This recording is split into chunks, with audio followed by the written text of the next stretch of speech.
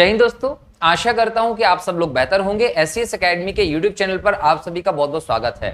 दोस्तों, मध्य प्रदेश के सामान्य अध्ययन पर आधारित प्रश्नों की जो लेक्चर श्रृंखला हम लोगों ने शुरू की है, उसका आज का हमारा 20वां लेक्चर है, जिसमें हम मध्य प्रदेश के सामान्य अध्ययन पर आधारित अगले 25 क्वेश्चंस को चर्चा करने वाले हैं। क्लियर? और ये लेक्चर श्रृंखला दोस्तों मध्य प्रदेश के ही प्रश्नों पर आधारित है। जो मध्य प्रदेश की स्तर की जो भी परीक्षाएं हैं, जैसे लाइक एमपीपीएससी की बात करें, एमपी कांस्टेबल की बात करें, एमपीएसआई की बात करें, इन सभी एग्जाम के लिए बहुत इंपॉर्टेंट है। तो आप लोग इन्हें कंटिन्यू देखते रहिए। तो शुरू करते हैं हम आज के इस लेक्चर को, जिसमें आज का आपका पहला प्रश्न है दोस्तों, व्याकरण का मान रचयिता किसे माना जाता है? ऑप्शन है आपके मुकुरधर पांडे को, कामता प्रसाद गुरु जी को, भवानी प्रसाद मिश्र जी को, या फिर माखनलाल चतुर्वेदी जी को। सही उत्तर है आपका दोस्तों कामता प्रसाद गुरु जी।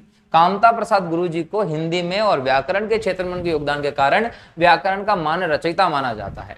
और मध्य प्रदेश से अगर इनके संबंध की बात करें दोस्तों, तो मध्य प्रदेश के सागर जिले से और जबलपुर जिले से इनका संबंध है। अगर हम सागर से संबंध की बात करें तो 1875 में इनका जन्म सागर में हुआ था और 1947 में इनकी मृत्यु हुई थी जबलपुर में, इसलिए इन दोनों जिलों से इनका संबंध रहा है। और अगर हम बात करें इनका, तो याद रखिएगा 1977 में इनके योगदान को देखते हुए भारत सरकार ने इनकी स्मृति में डाक टिकट भी जारी किया था।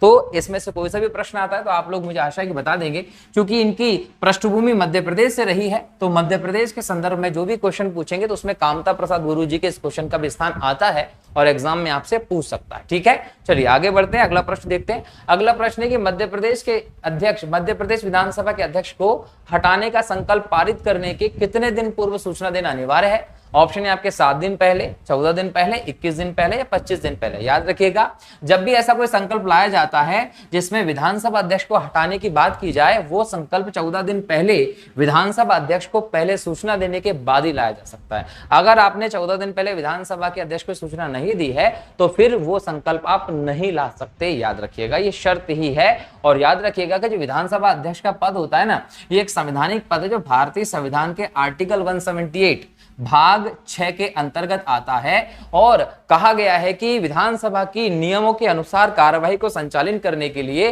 जो होता है वो विधानसभा का अध्यक्ष, स्पीकर का पद होता है। इसके अलावा एक उपाध्यक्ष भी होता है जो कहीं ना कहीं बोल सकते हैं कि विधानसभा अध्यक्ष की अनुपस्थिति में काम देखता है। बराबर। अब यह याद रखिएगा कि जो विधानसभा का अध्यक्ष होता है दोस्तों, वो भी एक विधायक ही होता है, सदस्य होता है सभा का। और सदस्य जो सभा के अन्य सदस्य हैं वो अपने बीच में से ही एक व्यक्ति को अध्यक्ष के तौर पर और एक व्यक्ति को उपाध्यक्ष के तौर पर चुनते हैं। इसका मतलब इसका जो इलेक्शन होता है वो इनडायरेक्टली होता है, जबकि ये शपथ सदस्य के तौर पर ही लेता है, एक विधायक के तौर पर ही लेता है। लेकिन जब भी हटाएंगे तो 14 दिन पहले इसको सूचना देंगे ताकि अपना पक्ष रख सके और उसके बाद ही आप ऐसा संकल्प लाते हैं। इसका मतलब क्लियर है कि अगर विधानसभा के अध्यक्ष को हटाना है तो उसे विधानसभा में एक संकल्प पारित करके हटाया जा सकता है, जिसकी सूचना 14 दिन पहले उस अध्यक्ष को दी जाती है। इसके अलावा याद रखिएगा, अगर अध्यक्ष है वो चाहे तो उपाध्यक्ष को इस्तीफा दे सकता है और पद से हट सकता है, और जो उपाध्यक्ष होता है वो अध्यक्ष को इस्तीफा देकर अपने पद से हट सकता है। याद रख लीजिएगा, ये एक और माध्यम है जिसके माध्यम से विधानसभा का अध्यक्ष का पद खाली हो सकता है। ये जो पद है ना दोस्तों, वो आर्टिकल 93 में जैसे लोकसभा के संदर्भ में दिया हुआ है, लोकसभा स्पीकर के संदर्भ में, उसी की तर्ज पर यह व्यवस्था राज्यों के लिए की गई है। क्लियर है? तो याद रखिएगा विधानसभा अध्यक्ष के बारे में, जो एक संवैधानिक पद है, बहुत इंपॉर्टेंट पद है। विधानसभा की कार्यवाही को संविधान के अनुसार, नियम के अनुसार चलाने के लिए इस पद की व्यवस्था की गई है। ठीक है, चलिए, ये कब तक अपने पद पर रहता है? तो याद रखिएगा, जब तक अगली सरकार का, अगली विधानसभा का गठन ना हो जाए तब तक ये अपने पद पर बना रहता है। अगला प्रश्न देखते हैं। प्रश्न नंबर 3 कहता है कि मध्य प्रदेश में मुख्यमंत्री तब तक पद पर बना रहता है जब तक उसे प्राप्त होता है, क्या प्राप्त होता है? राज्य विधानसभा का बहुमत प्राप्त हो, संबंधित राजनीतिक दल के अध्यक्ष का समर्थन प्राप्त हो, राज्य की राज्यपाल का विश्वास प्राप्त हो, ग्राम पंचायत के प्रमुखों का समर्थन प्राप्त हो। सही उत्तर है आपका दोस्तों राज्य विधानसभा में बहुमत प्राप्त हो। याद रखिएगा, जो सीएम होता है वो राज्य विधानसभा में बहुमत प्राप्त दल का नेता होता है। जो बहुमत प्राप्त दल का नेता होता है उसे राज्यपाल महोदय के द्वारा सीएम के तौर पर नियुक्त किया जाता है और शपथ दिलाई जाती है। मंत्री परिषद का हेड होता है कौन? मुख्यमंत्री। ये भी आप लोगों को ध्यान रखना है। भारतीय संविधान के आर्टिकल 163 में कहा गया है कि राज्यपाल को उसकी शक्तियों में, उसके कार्यों में सहायता के लिए मंत्री परिषद होगी, जिसका प्रमुख कौन होता है? मुख्यमंत्री होता है। तो जो अन्य मंत्री होते हैं उनकी नियुक्ति भी राज्यपाल के द्वारा की जाती है, परंतु किसके परामर्श पर? मंत्री मुख्यमंत्री के परामर्श पर बनाए जाते हैं, ये भी आप लोगों को ध्यान रखना है। एक मुख्यमंत्री जो होता है वो तब तक अपने पद पर रहता है जब तक कि उसे विधानसभा में बहुमत प्राप्त है। ये चाहे तो राज्यपाल को अपना इस्तीफा देकर पद छोड़ सकता है। इसके अलावा किसी भी प्रकार से संविधान के विरुद्ध काम किया है तो अविश्वास प्रस्ताव लाकर इसे हटाया भी जा सकता है सभा से। क्लियर? तो ये याद रखिएगा कि मुख्यमंत्री के लिए क्या है। अच्छा, आपसे ये भी एग्जाम में पूछा जा सकता है कि एक मंत्री बनने के लिए क्या अर्हता होनी चाहिए। तो याद रखिएगा, मंत्री अगर आपको बनना है तो सदन का सदस्य होना चाहिए। आप विधानसभा के सदस्य हैं तो आप मंत्री बन सकते हैं। अगर मान लीजिए कि आप विधानसभा के सदस्य नहीं है तो भी आपको मंत्री बनना हो तो बन तो आप सकते हैं, लेकिन कितने माह तक? अधिकतम 6 माह तक। 6 माह के भीतर आपको जो राज्य का विधानमंडल होता है उसकी सदस्यता लेनी पड़ेगी। अगर आप सदस्यता नहीं ले पाए तो 6 माह के बाद आपका पद जो होगा वो खाली माना जाएगा। ये भी आप लोगों को ध्यान रखना। ठीक है, चलिए आगे बढ़ते हैं। अगला प्रश्न क्या है? प्रश्न नंबर 4 है दोस्तों, कहता है कि मध्य प्रदेश की पहली महिला मुख्य सचिव कौन थी? ऑप्शन है आपके सरला ग्रेवाल जी, निर्मला बूच जी, रूपा बोस जी, इनमें से कोई नहीं। सही उत्तर है आपका दोस्तों निर्मला बूच। निर्मला बूच जो थी वो मध्य प्रदेश की पहली महिला मुख्य सचिव रही हैं। ये 1960, याद रखिएगा 1960 बैच की आईएएस रही हैं ये। ठीक है, और इन्होंने 1961 से 1993 तक अपनी सेवाएं दी हैं, जिनमें 1991 से 93 के बीच में मध्य प्रदेश के मुख्य सचिव के तौर पर काम कर चुके हैं। इसके अलावा दोस्तों याद रखिएगा कि जब उमा भारती जी जो रही वो मध्य प्रदेश की पहली महिला मुख्यमंत्री रही थी। ज्यादा समय तक नहीं रही, लेकिन जितने भी समय तक रही ये मध्य प्रदेश की पहली महिला मुख्यमंत्री थी। और इनके सलाहकार के तौर पर भी निर्मला बूच जी ने काम किया है। ध्यान रखिएगा, निर्मला बूच जी ने उज्जैन में आधिकारिक तौर पर काम किया है और देवास के कलेक्टर के तौर पर भी ये पदस्थ रही थी। ये भी आपको ध्यान रखना। बराबर? चलिए आगे बढ़ते हैं। अगला प्रश्न है आपका प्रश्न नंबर 5, कहता है कि मध्य प्रदेश के निम्नलिखित क्रिकेटरों में से किसने भारत की ओर से टेस्ट मैच नहीं खेला है? ऑप्शन है आपके नरेंद्र हिरवानी जी, अभय खुरासिया जी, मुश्ताक अली जी या राजेश चौहान। सही उत्तर है आपका दोस्तों अभय खुरासिया, जिन्होंने मध्य प्रदेश के क्रिकेटर थे और भारत की ओर से टेस्ट मैच नहीं खेला है। अगर मैं नरेंद्र हिरवानी जी की बात करूं दोस्तों तो ये बहुत फेमस क्रिकेटर रहे हैं और नरेंद्र हिरवानी जी ने विदेशी धरती पर शतक लगाकर पहले ऐसे खिलाड़ी बन गए टेस्ट मैच के कि इन्होंने भारत के होकर विदेशी धरती पर शतक लगाया था। ठीक है, आगे बढ़ते हैं। अगला प्रश्न है मध्य प्रदेश के विभाजन से मध्य प्रदेश को सर्वाधिक क्षति किस क्षेत्र में हुई है? ऑप्शन है आपके शैक्षणिक में, भौगोलिक क्षेत्र में, सामाजिक क्षेत्र में, आर्थिक क्षेत्र में। दोस्तों हर एक क्षेत्र में क्षति हुई है, लेकिन सबसे ज्यादा क्षति तो देखने को मिली है वो आर्थिक क्षेत्र में देखने को मिली है। क्यों? क्योंकि जो मध्य प्रदेश से अलग हुआ 26वां राज्य जो अलग हुआ था वो हुआ था 1 नवंबर सन 2000 को, और वो राज्य था दोस्तों छत्तीसगढ़। अब छत्तीसगढ़ जब अलग हुआ तो मध्य प्रदेश के बहुत बड़ा वन क्षेत्र, मध्य प्रदेश के बहुत सारे खनिज क्षेत्र, बहुत सारा नदी का क्षेत्र जो है, पहाड़ी क्षेत्र जो है वो कहाँ चला गया? छत्तीसगढ़ में चला गया था, जिसके कारण से मध्य प्रदेश में आर्थिक दृष्टि से हमको नुकसान देखने को मिलता है। कुछ औद्योगिक दृष्टि से देखें तो उद्योग हमारे मध्य प्रदेश में रह गए और खनिज क्षेत्र कहाँ चले गए? छत्तीसगढ़ में चले गए, जिसकी वजह से हमें आर्थिक क्षति देखने को मिलती है। अगला प्रश्न नंबर 7 कहता है निम्नलिखित किस तिथि को मध्य प्रदेश में लोक सेवा दिवस के रूप में मनाने का निर्णय किया गया है? ऑप्शन है आपके 15 जुलाई को, 25 सितंबर को, 30 अक्टूबर को या 5 दिसंबर को।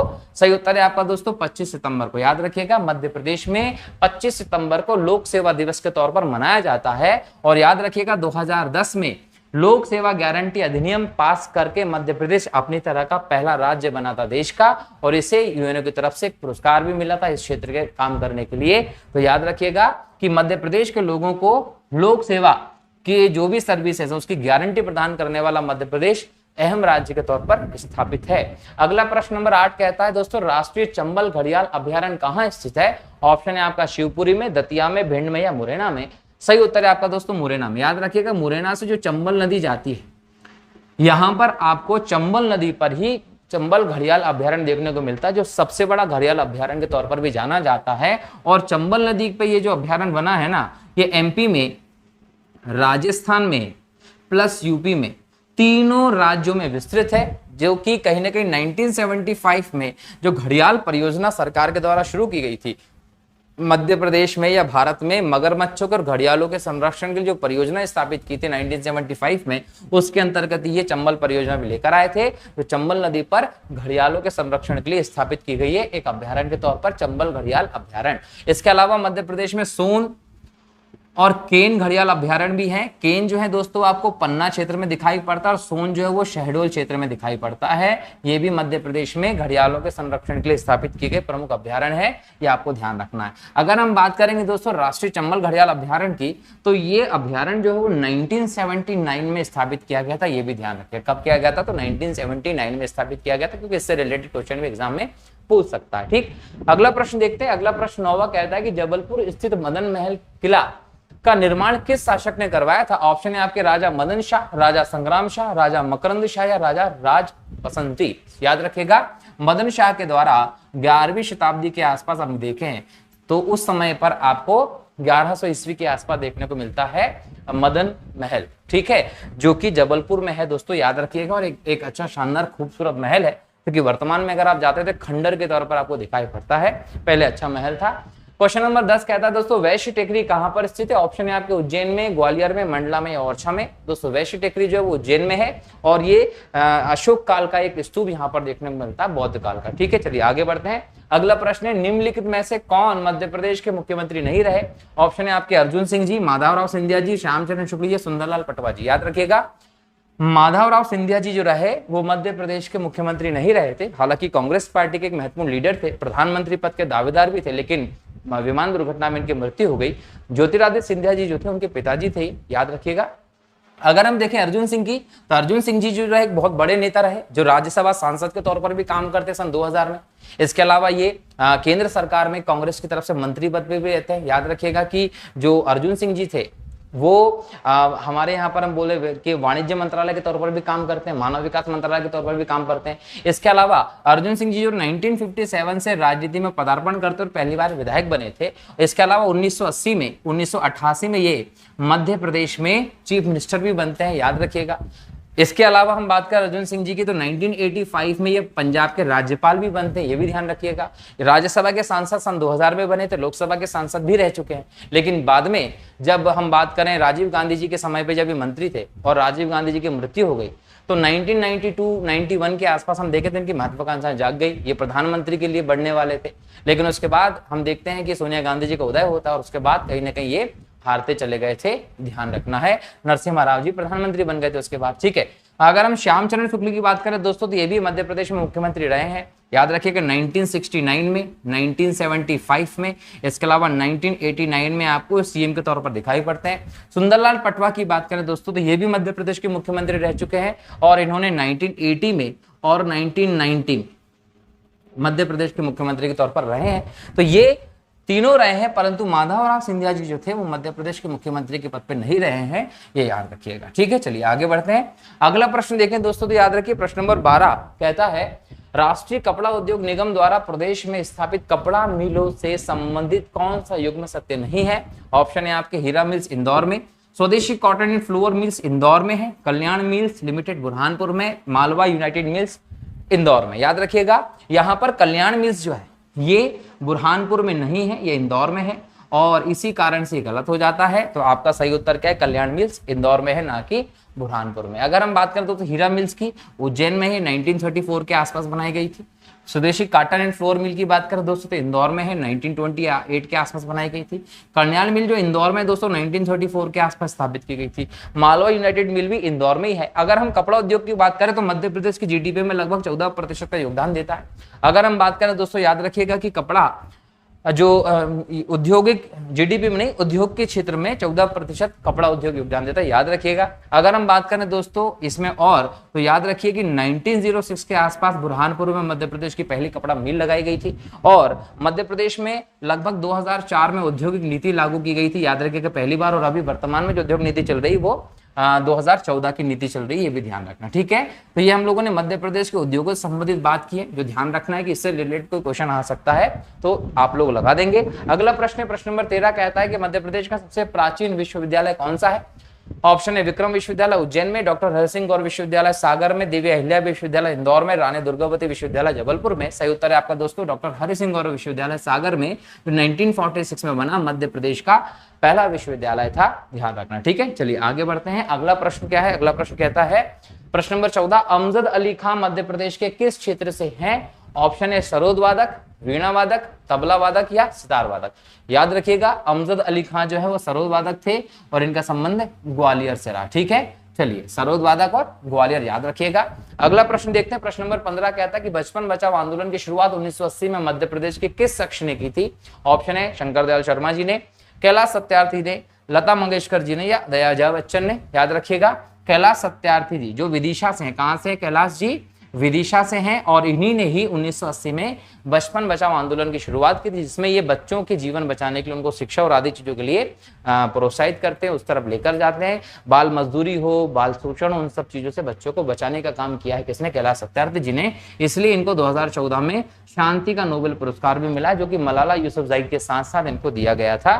ये भी ध्यान रखना। तो कैलाश सत्यार्थी जी से संबंधित क्वेश्चन है, ध्यान रखना। ठीक है, चलिए आगे बढ़ते हैं। अगला प्रश्न है प्रश्न नंबर 16 कहता है कि सफेद बाघों की भूमि मध्य प्रदेश के किस जिले को कहा जाता है? उत्तर है रीवा को, छतरपुर को, ग्वालियर को, इंदौर को।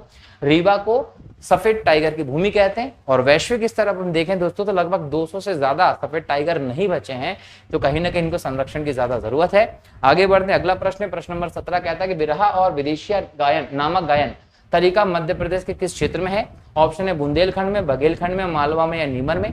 याद रखिएगा कि ये जो है निमाड़ आएगा, तो ऑप्शन गलत है ना, ये ऑप्शन सुधार लीजिए, निमाड़ है। बाकी सही उत्तर है आपका दोस्तों बघेलखंड में। जो वनों में काम करते हुए, खेतों में काम करते हुए लोग गाते हैं, एक दूसरे से क्वेश्चन आंसर गाने के माध्यम से करते हैं, और ये विशेष तौर पर दोस्तों बघेलखंड क्षेत्र में चलता है। प्रेम के संबंध में इसको गाया जाता है, श्रृंगार रस के अंदर आपको दिखाई पड़ेगा। ठीक है, चलिए आगे बढ़ते हैं। अगला प्रश्न है सतकंडा महल किस जिले में है? अलीराजपुर में, दतिया में, छिंदवाड़ा में या सतना में है? सही उत्तर है आपका दोस्तों दतिया में।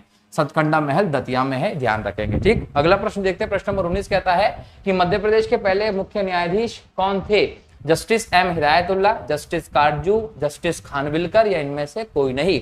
सही उत्तर है आपका दोस्तों जस्टिस एम हिदायतुल्ला जी। ये मध्य प्रदेश के पहले मुख्य न्यायाधीश थे। 1956 में जब मध्य प्रदेश की कोर्ट जबलपुर में स्थापित होती हाई कोर्ट, तो वहां के मुख्य न्यायाधीश एम हिदायतुल्ला को बनाया गया था। दोस्तों ये भारत के पहले मुस्लिम मुख्य न्यायाधीश भी बने थे, ये भी ध्यान रखना है। और ये पहले ऐसे न्यायाधीश थे जो अपने मुख्य न्यायाधीश के पद पर रहते हुए भारत के राष्ट्रपति भी बने थे 1969 में। ठीक है, चलिए आगे बढ़ते हैं। अगला प्रश्न देखते हैं। प्रश्न नंबर 20 कहता है मध्य प्रदेश से कितनी राज्यसभा सीटें हैं? 10, 11, 12, 14। सही उत्तर है आपका दोस्तों 11। मध्य प्रदेश से 11 राज्यसभा सीटें हैं। सबसे ज्यादा राज्यसभा सीटें यूपी से हैं, 31 सीटें, क्योंकि जनसंख्या के अनुपात में इनका निर्धारण होता है। ठीक, आगे बढ़ते हैं। अगला प्रश्न है प्रश्न नंबर 21 कहता है कि मध्य प्रदेश का सबसे ऊंचा जलप्रपात है? ऑप्शन है चचाई, पूर्वा, क्योति, धुआंधार। सही उत्तर है आपका दोस्तों चचाई। चचाई जलप्रपात लगभग 130 मीटर ऊंचा है, रीवा में है और बीहड़ नदी पे है, ये भी ध्यान रखना है। तो ये ऑप्शन आपका सही है और एग्जाम में ये क्वेश्चन भी आपको देखने को मिल सकता है। ठीक, चलिए आगे बढ़ते हैं। अगला प्रश्न नंबर 22 कहता है कि निम्नलिखित में कौन सी नदी यमुना की सहायक नदी नहीं है? ऑप्शन है केन नदी, बेतवा नदी, चंबल नदी या तवा नदी। याद रखिएगा केन भी यमुना की है, बेतवा भी यमुना की है, चंबल भी यमुना की है, तवा यमुना की सहायक नदी नहीं है। याद रखिएगा ये नर्मदा की सहायक है और ये होशंगाबाद क्षेत्र से निकलते, जिस पर तवा बांध बनाया गया है, सतपुड़ा क्षेत्र के अंतर्गत आता है। ठीक, आगे बढ़ते हैं। अगला प्रश्न है प्रश्न नंबर 23 कहता है कि मध्य प्रदेश का कौन सा जिला शहद का सबसे बड़ा उत्पादक है? मुरैना, छतरपुर, शिवपुरी या होशंगाबाद। सही उत्तर है आपका दोस्तों मुरैना, जिसको सरसों की डलिया भी आप कहते हैं, जो मृदा अपरदन की समस्या से सबसे ज्यादा ग्रसित जिला है, जो चंबल नदी के द्वारा होती है, वही जिला मुरैना शहद की दृष्टि से सबसे बड़ा उत्पादक है। शहद एक ऐसा प्राकृतिक पदार्थ है जो प्राचीन काल से लेकर आज तक आप मिठास के लिए आप यूज करते हैं। ठीक है, आगे बढ़ते हैं। अगला प्रश्न है प्रश्न नंबर 24 कहता है दूध लौटावा विवाह किस जनजाति में है? भील में, गोंड में, सहरिया में, इनमें से कोई नहीं। सही उत्तर है आपका दोस्तों गोंड में। याद रखिएगा दूध लौटावा प्रथा जो है वो गोंड जनजाति में चलती है, जिसमें ममेरे फुफेरे भाई बहनों में शादी की जाती है। एक प्रकार का ये कल्चरल इनकी व्यवस्था है, ये ध्यान रखना है। अगला प्रश्न देखते हैं प्रश्न नंबर 25, आज का अंतिम प्रश्न दोस्तों क्या कहता है? हिंडोला महल मध्य प्रदेश के किस जिले में है?